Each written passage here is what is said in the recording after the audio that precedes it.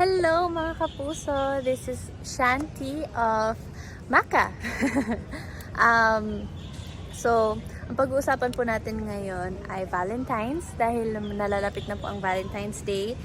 Ang question po sa akin ay ano ba yung plans ko for Valentine's Day? Well, normally kasi when you say Valentine's Day, they talk about parang ang unang pumapasok sa isip mo, pang mga magjowa yan, ganyan. But Valentine's for me is a day of love. And love can be shared with, with your family. Hindi lang siya para sa jowa mo and for your special someone. Kasi hindi pa ako relate dyan, babes.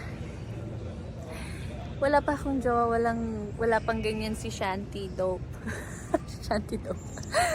So, para sa akin, siguro I'll just spend my Valentine's Day with my family, with my sisters.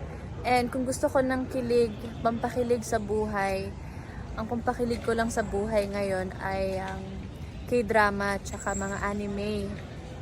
Ayan, ito yung proof ng pagmamahal ko sa anime. Ayan, dito lang po ako kinikilig sa ngayon. And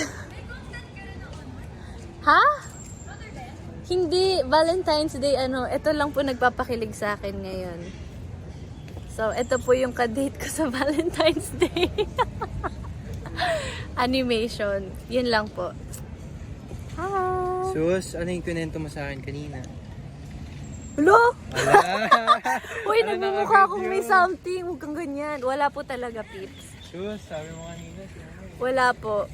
Si Gojo Excited yun. ka na nga eh. Wala po talaga. Sinungaling po yan nagmumurmur dyan. Si ano, diba? Sino? Si Sparkle nga siya eh. Yung Moreno. Sino? Na Chinito. Di ba sabi mo yun yung type mo? Tapos Mistiso. Cut. Wala po akong alam dyan.